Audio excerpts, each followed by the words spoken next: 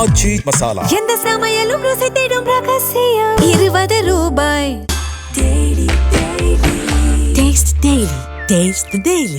தாவேக்காக்கு பதிலாக திமுக அதிமுக ஆட்சிக்கு ஜெயிச்சுக்கு வந்திருந்தாங்கன்னா அப்போ அங்க இவங்களை குடும்பத்துக்கு வேலை கொடுத்துருப்பாங்களா என்று சொல்லுங்க. பணம் கொடுத்துருப்பாங்க அதிகபட்சம், வேலை டவுட்டு தான். கொடுத்துருக்க மாட்டாங்க, நிச்சயமா கொடுத்துருக்க மாட்டாங்க. தவறு இல்லாட்டாலும் அரசுக்கு ஏதோ ஒரு விதத்துல பொறுப்பு இருக்கின்றது அப்படின்னு. இப்போ ஒரு தனியார் லாரி தனியார் பஸ் ஆக்சிடென்ட் ஆகுது, அப்போ அதுல இருக்கவங்களுக்கு எல்லாம் வேலை கொடுப்பாங்களா? இல்லைல்ல. அப்போ அரசு ஏதோ விதத்தில் சம்மந்தப்பட்டிருக்கின்றது. இப்போ இதை விட்டுட்டோமா, அடுத்தது இப்போ இந்த கேஸ் இன்வெஸ்டிகேஷன் இருக்கு. இப்போ நீங்க இது அரசு பொறுப்பு அப்படின்னு சொன்னீங்கன்னா அப்போ அந்த இன்வெஸ்டிகேஷனை அப்படியே கொஞ்சம் கலாய்க்கிற மாதிரி இல்லையா? சார், இப்போ ஆளுநர் அவர்கள் நெல்லை மனோன்மணியம் சுந்தரனார் பல்கலைக்கழகத்தில் பட்டமளிப்பு விழாக்க போயிருக்கிறாங்க. என்ன சொல்றாங்கன்னா, தமிழ் தாய் வாழ்த்து முதல்ல பாடலை ப்ளஸ் 160 பேருக்கு தான் பட்டமளிப்புல ஆளுநர் கையால கொடுத்துருக்காரு, இதெல்லாம் கொடுக்கல. பட்டம் வாங்குறவங்களும் அழுகுறாங்க. தமிழ் தாய் வாழ்த்து முதல்ல பாடணும் அப்படியா? சரி, அப்போ ஒண்ணு செய்யலாம். தமிழ் தாய் வாழ்த்து, தமிழ் என் மூச்சு, தமிழ் என் பேச்சு, தமிழ் என் உயிர்னு சொல்றோம்ல, உடல் மண்ணுக்கு உயிர் தமிழுக்குன்னு சொல்றோம்ல, அந்த தமிழ் தாய் வாழ்த்து உன்னால மனப்பாடம் பண்ண முடியாதா? மழை வருதுன்னு யாரையாவது சொல்ல சொல்லி நீ எத்தனை பேர் சொல்லலாம்? ஒரு சர்வே எடு. இல்ல, அதுதான் 50 ஆண்டு கால திராவிட மாடலின் சாதனை. அதையெல்லாம் திருத்தறதுக்கு வழியா காணும். எங்க நீங்க பிரச்சனை பண்ணணுமோ, எங்க நீங்க மாற்றத்தை கொண்டு வரணுமோ அதை விட்டு போடுறீங்க. வெறும் அரசியலே பண்ணி நிக்கிறீங்க. எதுக்கு அரசியல் பண்ண அப்படின்னா அவியல சார். அரசியல் பண்ணணும்னா அதுக்கு ஏராளமான விஷயங்கள் இருக்கு. என்னத்தையாவது பண்ணணும்ல. இன்னைக்கு கண்டென்ட்டுக்கு இதை ஆளுநர் சிக்கிட்டாரு தொக்கா, அது சரி வராதுங்க. இதனால தான் அந்த மறுபடியும் ரிவைவல் அப்படின்றதுக்கு வாய்ப்பே இல்லாம போகுது. புரியுதுங்க? அப்ப என்ன ஆகும்? ஜென்மத்துக்கு நீங்க மறுபடியும் ஆட்சிக்கு வர முடியும். இதை பண்ணி தான் ஆட்சியை விட்டு போனீங்க. ஞாபகம் இருக்குதா? ஆட்சியில இருக்கும்போது இதையே தான் பண்ணீங்க. கவர்னர் போகும்போது அப்படிலாம் கை காமிச்சு ஒரே கடைசியில ஜனங்க அவங்களை கை காமிச்சிட்டாங்க.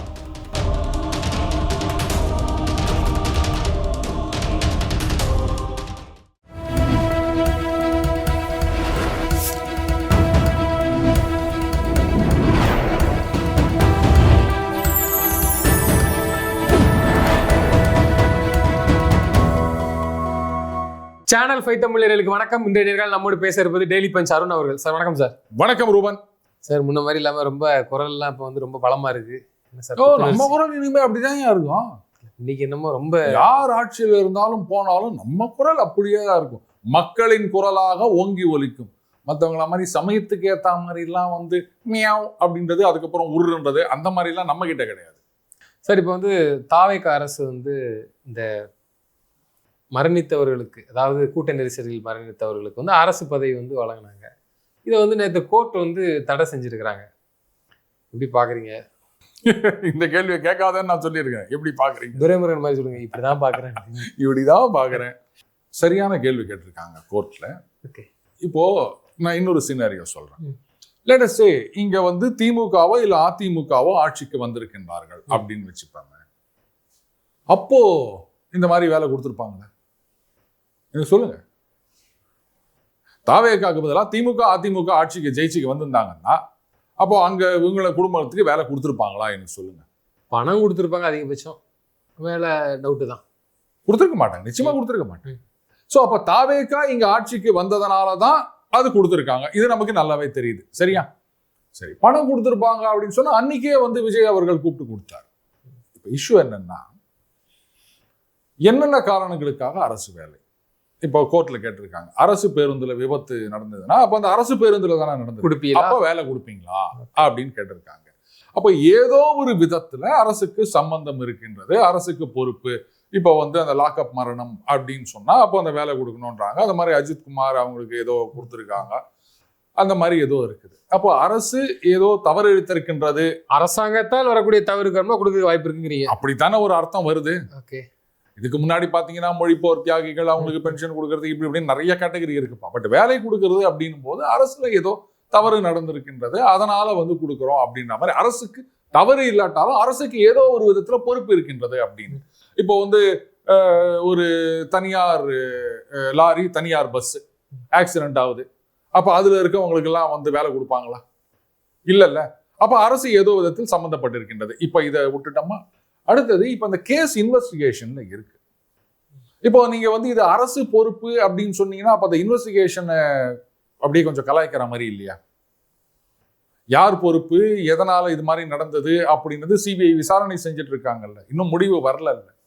அப்ப அதுக்கு முன்னாடி நீங்க வந்து இதுல அரசு சம்பந்தப்பட்டிருக்கின்றது அப்படின்ற மாதிரி ஒரு துணை வருகின்றது இல்லையா நீங்க இந்த மாதிரி கொடுக்கும்போது? அடுத்தது இதுக்கு ஒரு கைட்லைன்ஸ் வேணும், எந்தெந்த மாதிரிலாம் இருந்தா அவங்களுக்கு அரசு வேலை கொடுக்கலாம் அப்படின்னு. இப்ப இதுதான் கேட்குறாங்க. லட்சக்கணக்கில் வந்து அரசு வேலை வேணும்னு காத்துட்டு இருக்காங்க. டிஎன்பிஎஸ்சி ஒரு 10 போஸ்ட் 100 போஸ்ட் அப்படின்னா லட்சக்கணக்கில் எக்ஸாம் எழுதுறாங்க. அப்போ அவங்களெல்லாம் விட்டுட்டு இப்போ நீங்கள் உங்களுக்கு கொடுக்குறீங்க அப்படின்னு சொன்னால் இது எப்படி ஏற்றுக்கொள்ள முடியும் அப்படின்னு. ரைட்டு, இப்போ வந்து சுப்ரீம் கோர்ட்டுக்கு போகிறதா சொல்லியிருக்காங்க.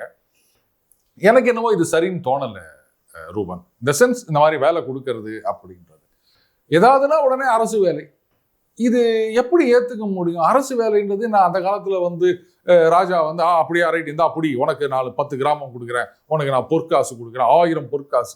ராஜாவோட சந்தேகத்தை தீர்த்து வச்சா உடனே 1000 பொற்காசு. யாரோட கஜானா காசு அப்படின்னு அன்னைக்கு யாரும் கேட்கல, அன்னைக்கு ட்விட்டர் இல்லை. ஸோ அந்த மாதிரி விஷயங்கள் வந்து நான் ஏற்றுக்கிறதுல கோர்ட்டு தீர்ப்பு அந்த மாதிரி வந்திருக்கு. ரொம்ப சந்தோஷமா இருக்கு கேட்கறதுக்கு. இனிமேலாவது இதுக்கு வந்து ஒரு கைட்லைன்ஸ் வேணும். எப்படி வந்து இந்த பொதுக்கூட்டத்துக்கெல்லாம் எஸ்ஓபி போடணும் அப்படின்னு ஒன்று வந்தாங்கல்ல, அந்த மாதிரி ஒரு எஸ்ஓபி கொண்டு வாங்க. எதுக்கெல்லாம் வந்து இது மாதிரி பண்றது அப்படின்னு. முதல்ல இது மாதிரி பண்றதே தப்பு. சுப்ரீம் கோர்ட்ல என்ன முடிவு வரப்போகுதுன்னு தெரியல, பார்ப்போம். இல்லை, மோஸ்ட்லி வந்து கீழமை நீதிமன்றம் என்ன கொடுக்குதோ அதுதான் சுப்ரீம் கோர்ட்டும் மதிச்சு, அதுவும் அவங்க என்ன கொடுத்தாங்களோ அதுதான் சொல்லி தான் பல வழக்குகள் வந்துட்டு இருக்கு. இதுவும் அந்த மாதிரி கூட வரலாம். ஆனால் இப்போ என்ன சார், இப்போ என்ன ஒரு கேள்வினா இதுல வந்து யார் கோர்ட்டுக்கு போனா? இப்போ அரசு கொடுக்குது, யாரோ ஒருத்தவங்க கோர்ட்ல கேஸ் போட போய் தான் இது நிப்பாட்டுது. இல்லை ஜோமோட்டோவாக இது வந்து நீதிமன்றமே இதெல்லாம் எடுக்குமா? யாரோ கேஸ் போட்டிருக்காங்கப்பா, இல்லைன்னா கண்டுக்க மாட்டாங்க. இல்ல கேஸ் போட அப்படி கிடையாது. கோர்ட்டே வந்து சுயமோட்டோ எடுக்கிறது அப்படின்னா அதுவும் எடுக்கலாம், அது வேற விஷயம். இதுல யாரோ ஒருத்தர் கேஸ் போட்டிருக்காங்க, உடனே வந்து அவர் கேஸ் போட்டார், இவர் கேஸ் போட்டார், இந்த கட்சியா, இதெல்லாம் தேவையே இல்லை. யாரு கேஸ் போட்டாலும் உங்க தரப்புல நியாயம் இருந்தது அப்படின்னு சொன்னா ஆமா அப்படின்னு இருக்கு. அது ஆளுகின்ற அரசா இருந்தாலுமே யாரா இருந்தாலும். அதனால கேஸ் போட்டதுனால தான் இப்படின்னா நான் ஒத்துக்க முடியாது. அப்ப கேஸ் போடலன்னா அதான் கேஸ் போடலாம் அப்ப நடந்திருக்காதா? இல்ல இப்ப கேஸ் போடல அப்படின்னு சொன்னா அப்ப வந்து அது சரின்னு ஆயிடுமா? இல்ல சரின்னு ஆகுறது ரெண்டாவது. நான் இப்படி உங்களை யோசிக்க வைக்கிறேன், அப்பதான் உங்களுக்கு புரியும். ஒரு திருடு நடந்து விட்டது அப்படின்னு வச்சுப்பாங்க, அதை ரிப்போர்ட் பண்ணாதான் ஆக்ஷன் எடுப்பாங்க இல்லையா? சரி, இப்ப ரோட்ல 2 பேர் அடித்தடி சண்டை போட்டுக்கிறாங்க. இப்ப யாராவது ரிப்போர்ட் பண்ணணுமா? தகவல் தெரிஞ்சது அப்படின்னாலும் இல்லை யாரோ வந்தாலும் தடுக்கி விடுவாங்க. இல்லை பெருசாச்சுன்னு சொன்னா போலீஸ்காரங்களுக்கு இன்ஃபர்மேஷன் வச்சுன்னா அவங்க வந்து என்ன சண்டை போடுறீங்க அப்படின்னு என்ன பண்ணணுமோ அதை பண்ண போறாங்க. ரைட். அப்போ இதுல வந்து நீங்க வந்து ரிப்போர்ட் பண்ணதுனாலதான் இது மாதிரி ஆச்சுனோ இல்லை பண்ணலன்னா இது மாதிரி ஆகாதோ இந்த மாதிரி எல்லாம் போட்டு குழப்பிட்டு இருக்காதீங்க. அதனால கேஸ் போட்டவங்க என்ன கட்சி, அவங்க இது மாதிரி அதெல்லாம் விட்டுருங்க. கேஸ் போட்டாலும் போடாட்டாலும் உங்க தரப்புல சரியா இருந்தது அப்படின்னு சொன்னா யார் கேஸ் போட்டாலும் இது பண்ணிருக்க போறது கிடையாது. இவ்வளவு ஏங்க கரூருக்கு முதலமைச்சர் அவர்கள் போனோம் அப்படின்னும் போது அதை எதிர்த்து திமுகல கரூருக்கு போகக்கூடாதுன்னு இல்லை, அவங்க கேட்டது வேற. பட் கிரியேட் பண்ணப்பட்டது என்னன்னா அவங்க கரூருக்கு போகக்கூடாதுன்னு கேஸ் போட்டாங்க அப்படின்னு. அது ஒன்றும் பண்ண முடியல, அவர் போயிட்டு தானே வந்தாரு. ஸோ நம்ம பக்கத்துல அரசு தரப்புல நியாயம் இருந்தது அப்படின்னு சொன்னா அதோட முடிஞ்சு போச்சு. அதுக்காக யார் கேஸ் போட்டாலும் கேள்வி கேட்டுட்டு இருக்காங்க. சரி சார். சார் இப்போ வந்து ஆளுநர் அவர்கள் வந்து நெல்லை மனோன்மணியம் சுந்தரனார் பல்கலைக்கழகத்துக்கு வந்து பட்டமளிப்பு விழாக்க வந்து போயிருக்கிறாங்க. எப்பவுமே அது ஒரு சர்ச்சையாகவே இருக்குது. திமுக பீரியட்ல நடந்துச்சுன்னா ஓகே, அவங்களுக்கும் ஆளுநருக்கும் 7ஆம் பொருத்தம் 8ஆம் பொருத்தங்களாம். தாவைக்க அரசுலையுமா என்ன பிரச்சனை? என்ன சொல்றாங்கன்னா தமிழ் தாய் வாழ்த்து வந்து முதல்ல பாடலை, பிளஸ் வந்து 160 பேருக்கு தான் பட்டமளிப்புல வந்து ஆளுநர் கையால கொடுத்துருக்காரு, மித்ததெல்லாம் கொடுக்கல. பட்டம் வாங்குறவங்களும் அழுகுறாங்க. நானே புதுசா இருக்கு பாக்குறதுக்கு, புதுசாக கண்ணீர் வெடிக்கிறாங்க. அதை தாண்டி வந்து இதை பெருசா சொல்றாங்க, விதிமுறைகளுக்கு இதுபட்டு செயல்படுறாங்க, அந்த இதெல்லாம் பாடலை புறக்கணிக்க வழக்கமா மாணவர்களே வந்து கொந்தளிக்கிற மாதிரிலாம் போய்கிட்டு இருக்கு. ரூபன் எனக்கு ஒன்று புரியல. இப்போ ஒரு யூனிவர்சிட்டின் போது அந்த வருஷம் பாஸ் பண்ணவங்கன்றது மட்டும் கிடையாது, இதுக்கு முன்னாடி பாஸ் பண்ணிட்டு அவங்க வாங்காம, ஏன்னா கான்வெகேஷன் அப்படின்றது வந்து இந்த மாதிரி இல்லையா, எல்லாம் போட்டோ எடுத்து அப்படி வீட்டில் மாட்டிப்பாங்க. சில பேர் வந்து ஸ்டூடியோவில் தனியாகவே வச்சிருப்பான். நீ டிகிரிலாம் வாங்கணும்னு அவசியம் கிடையாது, அந்த கோட்டு அந்த தொப்பி போட்டின்னு அப்படியே ஒரு பக்கத்தில் இருந்து போட்டோ எடுத்து வச்சுக்கலாம், நானும் டிகிரி வாங்கினேன் அப்படின்ற மாதிரி. இது நிறைய நடக்கும்னு வச்சுக்கோ, தமாஷ். இப்போ ஆளுநர் அப்படின்றவர் வந்து 167 பேர். இப்போ ஒத்துரு நீங்க பேரை கூப்பிட்டு அவர் வரார், அதுக்கு என்ன சொல்றாங்கன்னா சேரை போட்டு உட்கார்ந்துதான் அவர் கொடுத்துருக்காங்க. அவர் சொல்றாங்க, நான் சொல்றதுக்கு கேட்டுட்டு பதில். ஓகே, பேரை கூப்பிடுறீங்க, அவர் உடனே ஏறி வரார், அவர்கிட்ட கொடுக்குறீங்க, அவர் வாங்கிட்டு சிரிக்கிறார், உடனே இப்படி போட்டோ எடுக்கிறாங்க. அதுக்கப்புறம் அவர் போறார். அவர் நவுந்த பிறகுதான் அடுத்த பேரை கூப்பிடுவாங்க. குறைந்தபட்சம் ஒருத்தருக்கு 1 நிமிஷமாவது ஆகும். 1 நிமிஷம் குறைந்தபட்சம். சரியா? அப்ப 167 பேர் போது 167 நிமிஷம்னா எத்தனை மணி நேரம் ஆச்சு? கிட்டத்தட்ட 3 மணி நேரம். ஒரு 1000 பேர் அன்னைக்கு கான்வகேஷன் அப்ளை பண்ணியிருக்காங்க, வந்திருக்காங்கன்னு வச்சுக்கோங்க. 1000 நிமிஷங்கள்லாம் எத்தனை மணி நேரம்? நாளெல்லாம் போகும். கிட்டத்தட்ட ஒரு 18-19 மணி நேரம் ஆகும். எத்தனை பேர் உட்காந்துட்டு இருப்பாங்க? இது அவங்களுக்கு எல்லா இடத்திலுமே அத்தனை பேருக்கும் அங்க வந்திருக்கின்ற டிக்னிட்டரி அவரு அந்த இதை வழங்குவார் அப்படின்றது கிடையவே கிடையாது. முதல்ல என்ன பண்ணுவாங்க, இந்த கோல்டு மெடல் வாங்கினவங்க, ஃபர்ஸ்ட் ப்ரைஸ் வாங்கினவங்க, அப்படி இப்படி அப்படி செலக்டிவா அப்படி இது பண்ணிட்டு அப்புறம் ஒவ்வொரு டிபார்ட்மெண்ட்டுக்கு இவ்வளோ அப்படின்னு அலோகேட் பண்ணி மீதி எல்லாம் சொல்லப்போனா இப்போ அப்ளை பண்றவங்க அத்தனை பேரும் அங்க வந்திருக்கணும்னு அவசியம் கிடையாது. கான்வகேஷன்ல பணம் கட்டி நீங்க அப்ளை பண்ணணும், இல்லைன்னா உங்க வீட்டுக்கு சர்டிஃபிகேட் வந்துடும், அவ்வளவுதான்.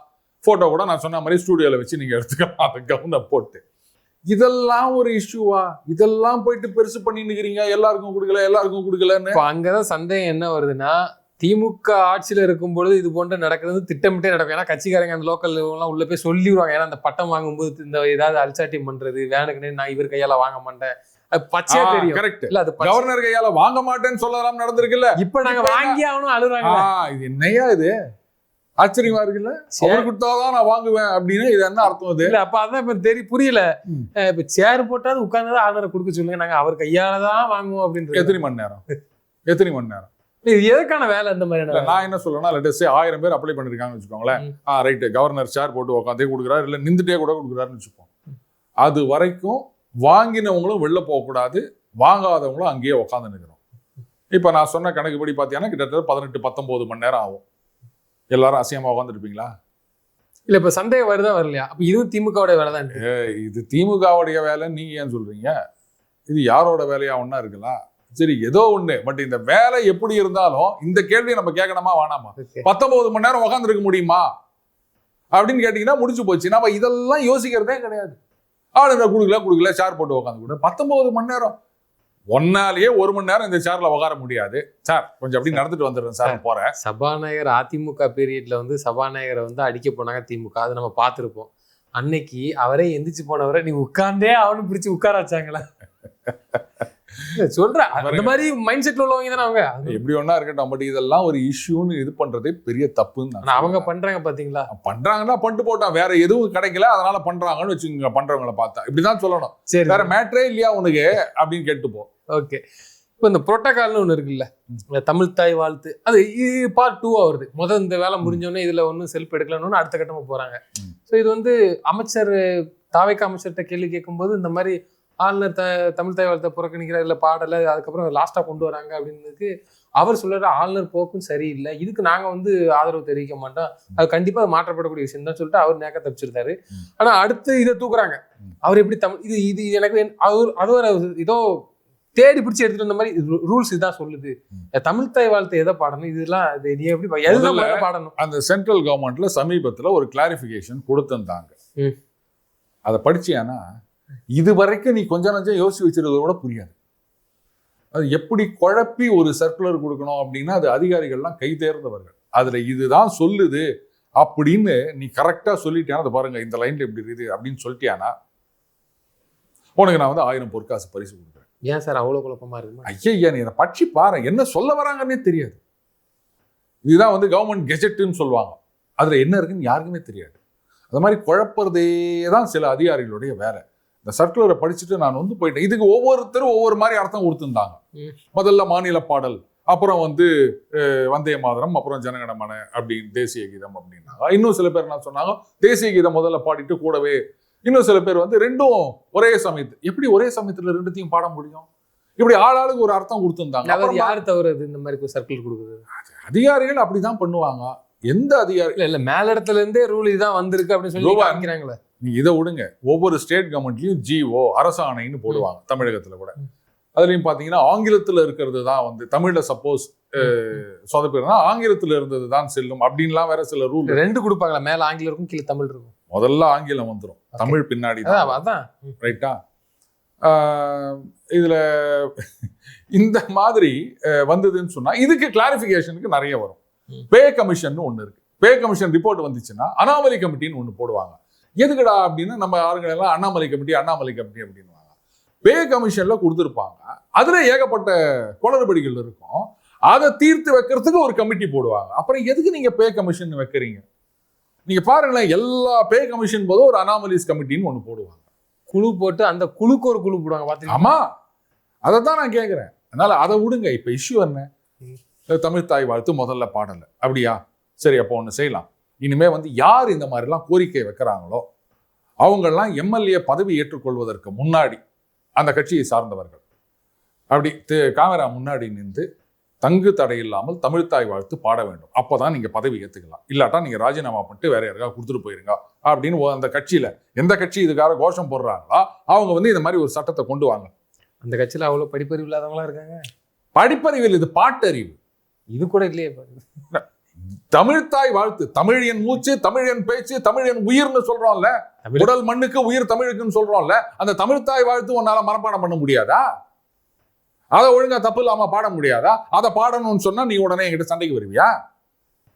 அதனால இனிமே தமிழ்த்தாய் வாழ்த்து மேல உங்களுக்கு அவ்வளவு இது இருக்குன்னா எல்லாரும் தமிழ்த்தாய் வாழ்த்து தப்பு இல்லாம சும்மா எல்லாரோடையும் சேர்ந்து நின்று பாடக்கூடாது தம்பி, தனியா பாடணும். அப்படி பண்ணீங்கன்னா நிஜமாவே உங்களுக்கு தமிழ் மேல அக்கறை இருக்கு அப்படின்னு நான் ஒத்துக்கிறேன். நம்ம ஸ்கூல் ஃபவுண்டேஷன் ஒண்ணு பேர் வச்சாங்க, தெரியுமா? அது கேக்குறாங்க, யார் வச்சது? திமுக ஆட்சியில். ஓகே, நம்ம ஸ்கூல் ஃபவுண்டேஷன் அப்படின்னு. அது கூட ஏதோ கோர்ட்டுக்கு போச்சுன்னு நினைக்கிறேன். அப்ப எழுப்பப்பட்ட கேள்வி இந்த விஷயத்துல, இதுல தமிழ் எங்க இருக்கு? நம்ம, அது தமிழ், அது நமதுன்னு இருக்கணும். நம்ம அப்படின்றது ஒரு பொதுவான வழக்கு. ஸ்கூல் இது என்ன மொழி? ஃபவுண்டேஷன் என்ன மொழி? நமது பள்ளி அமைப்பு அப்படின்னு வைக்க முடியாது. இல்ல, நான் எதுக்கு கேட்கிறேன்னா, இப்ப டெல்லியில போட்ட கோஷத்தை அப்படியே இந்தியில இங்க பேசினாங்க, ஆஜாதி ஆஜாதி அப்படின்னு. ஆனா அந்த கட்சியோட பேர் இருக்குது பாரு, காக்ரோச் ஜனதா பார்ட்டி அப்படின்றது இங்க கரப்பாம்பூச்சி தமிழ்நாடு கழகம்னு மாத்திட்டாங்க. இப்போ மத்திய அரசாங்கோட திட்டங்கள் அதெல்லாம் ஜல் ஜீவன் மிஷன் அப்படின்றாங்க, பிரதான் மந்திரி இன்னும் சொல்றாங்க ஆயுஷ்மான் பாரத், அப்படி எல்லாமே இந்தியில இருக்குது. இங்கிலீஷ்ல இருந்தா மட்டும் என்ன அப்படியே நாங்கெல்லாம் இந்த தமிழ்நாட்டில் இருக்கவங்க எல்லாம் என்ன அப்படியே இங்கிலாண்டோட அட்டாச்சா? நம்ம தினைக்கும் இங்கிலீஷ்ல தான் பேசினுக்கிறோமா? ஆங்கில கலப்பு இல்லாம இங்க பேசவே முடியறது இல்லை. இதுல நீங்க தமிழ் வாழ்க தமிழ் வளர்கன்னு சொல்லி தெரியுறீங்க. அவருக்கு பேர் என்ன பேர்? ரெண்டு கட்டா நான் சொல்ல மாட்டேன். விவேக் சொன்னதுதான், ஆங்கிலத்துக்கு கட் அவுட், தமிழுக்கு கெட் அவுட். அதுதான் பண்ணினுக்கிறீங்க. வெறும் போர்டு வச்சா போதாது தம்பி, தமிழ் வாழ்க தமிழ் வளர்க அப்படின்னு. பேச்சிலையும் மூச்சிலையும் தமிழ் இருக்கணும். பேசும்போது தமிழை எழுதும் போது நீங்க எழுத்துப்படை வருது விட்டுருங்க. பேசும்போதே எழுத்துப்படை வருத. எழுத்துப்படைனா புரியலையா உங்களுக்கு? Spelling mistake.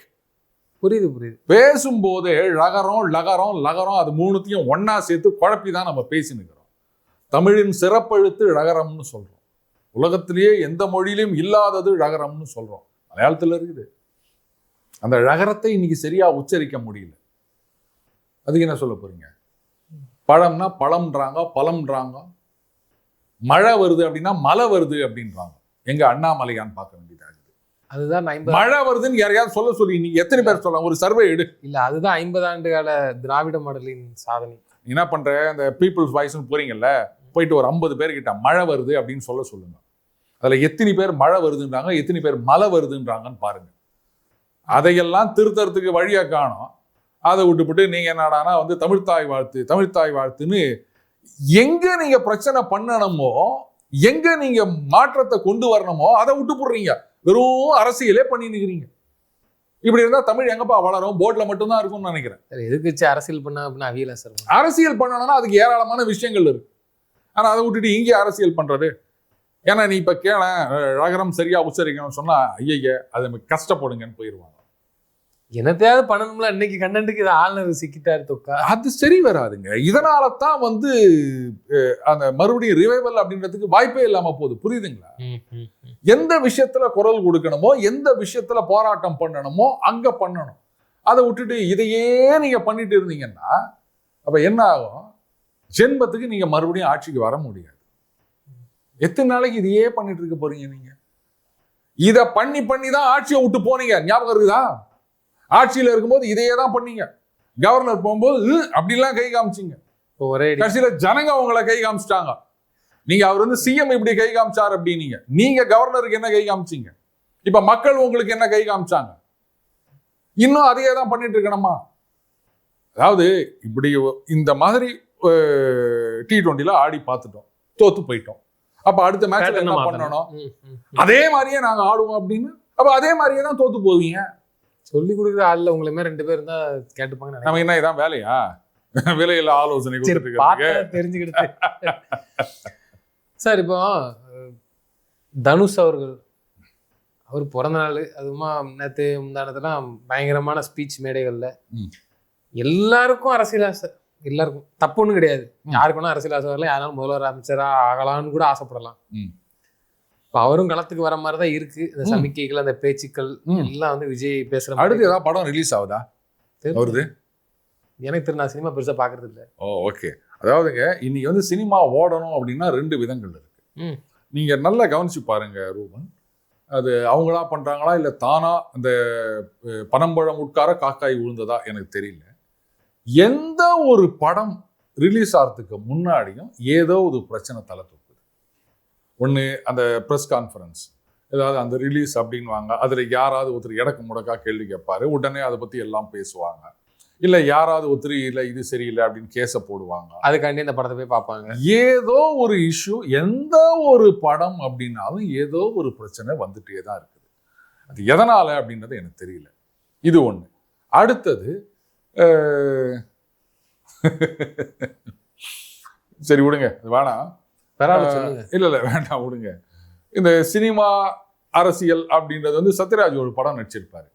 நம்ம அரசியலுக்கு வரேன்னு சொல்லணும். எதுக்கிட்ட அரசியலுக்கு நம்மளாம் ஜெயிக்க முடியுமா? ஜெயிக்க முடியாதுன்னு. அப்புறம் ஆனாலும் நம்ம சொல்லிட்டு இருக்கணும். ஏன்டா அப்பதான் வந்து நம்ம பதவிக்கு வரலாம்னு சொல்லிட்டு இவெல்லாம் கட்டத்துக்கு பால் ஊற்றுவோம். ஓ இதுக்குத்தான் நடிகர்கள்லாம் அரசியலுக்கு வரோன்னு கூட நாளா சொல்லி நிற்கிறாங்களா அப்படின்னு சத்யராஜ் கேட்பாரு. அதுதான் நான் கேட்டேன்.